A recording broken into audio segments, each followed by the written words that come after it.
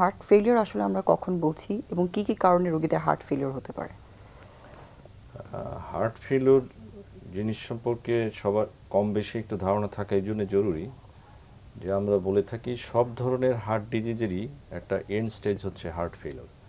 সেটা যেটা একটু আগে আলাপ করছিলাম যে হার্টের ভালভের রোগ, হার্টের ব্লকজনিত রোগ, হাইপার টেনশনের রোগ, হার্টের ইনফেকশনের রোগ, কনজেনিটাল রোগ, সব রোগের একটা এন্ড স্টেজ আছে। আলটিমেটলি একটা জায়গায় যে তার জটিলতা তৈরি হয় সেটা হচ্ছে হার্ট ফেলিওর।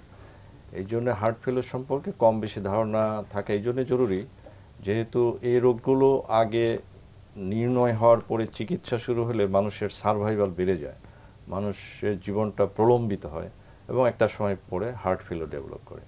তো হার্টের আমরা বেসিক্যালি দুইটা ফাংশন বলি, একটা হচ্ছে তার পাম্পিং অ্যাকশন অথবা সংকুচিত হয়ে ব্লাডটাকে পাম্প করে শরীরের সমস্ত অঙ্গ প্রত্যঙ্গে পৌঁছে দেওয়া, সরবরাহ করা, যার মাধ্যমে নিউট্রিশন, অক্সিজেন এগুলো প্রত্যেকটা অঙ্গ প্রত্যঙ্গ পেয়ে থাকে। তো এটা হচ্ছে একটা ভাইটাল ফাংশন। দ্বিতীয় হচ্ছে ওই ব্লাডটা যখন ফিরে আসে তাকে দূষিত হয়ে, তখন হার্টেরও প্রসারিত হয়ে তাকে রিসিভ করার যে ক্ষমতা। সুতরাং সংকুচিত হওয়া, পাম্পিং অ্যাকশন আর যে প্রসারিত হওয়ার যে ক্ষমতা, সেটা দুইটাতেই একটা নর্মাল ফাংশন থাকতে হবে।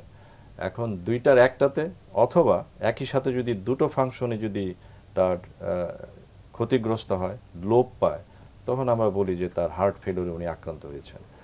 এমনি কথা শুনলে মনে হতে পারে যে হার্ট ফেলিওর মানে তো রোগী তো বেঁচে থাকারই কথা না। হার্ট ফেলিওর মানে হার্ট স্টপ কাজই করছে না, হার্ট স্টপ হয়ে গেছে, মৃত্যু ঘটে যাওয়ার কথা। তো আসলে হার্ট ফেলিওর হচ্ছে ফাংশন, হার্টের এই দুই ধরনের একটা ফাংশন অথবা দুটো ফাংশনে যদি কম্প্রোমাইজড হয় সেক্ষেত্রে আমরা হার্ট ফেলিওর বুঝি। তো হার্ট ফেলিওরের সিমটম যদি আমরা বলি, উপসর্গ আমরা বিভিন্ন স্টেজে ভাগ করে থাকি। তো আমি অতটুক ইয়েতে না যেয়ে যদি বলি, তা মানুষ আগে থেকে দৌড়াতে পারতেন, হাঁটতে পারতেন, স্বাভাবিক কাজকর্ম করতে পারতেন কোনো ধরনের সমস্যা ছাড়াই স্বচ্ছন্দে, কিন্তু এখন মনে হচ্ছে যে আগে থেকে একটু হাঁপিয়ে যাচ্ছেন, টায়ার্ড হয়ে যাচ্ছেন, অল্পতেই শ্বাসকষ্ট হচ্ছে, হাঁটতে গেলে বুক ধপড় হচ্ছে এবং কিছু কিছু ক্ষেত্রে বুকে চাপ সৃষ্টি হচ্ছে। কারো কারো দেখা যায় আস্তে আস্তে পায়ে পানি আসে, তারপরে দেখা যায় পেটে পানি আসে এবং একটা সময় পরে ওনার কিডনিতে যখন রক্ত প্রবাহ কমে যায়, হার্টের উপর যখন, লিভারের উপর যখন চাপ সৃষ্টি হয়, দেখা যায় ক্ষুধামন্দা, পেট ফোলা, শরীরে ওজন কমে যাওয়া, প্রস্রাবের পরিমাণ কমে যাওয়া, এগুলো উপসর্গ যুক্ত হতে পারে।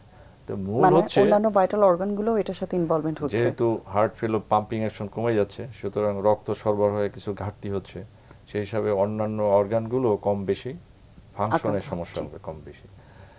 তো এগুলোকে আমরা বলছি সিমটমস। আমরা যদি পরীক্ষা করি তাহলে দেখব যে প্রথমে যদি আমি তার দিকে তাকাই, দেখব যে সে একটু ডিজনি, একটু শ্বাসকষ্ট হচ্ছে, শ্বাসের যে স্বাভাবিক গতি সেই গতির থেকেও শ্বাসের গতিটা বেড়ে যাচ্ছে।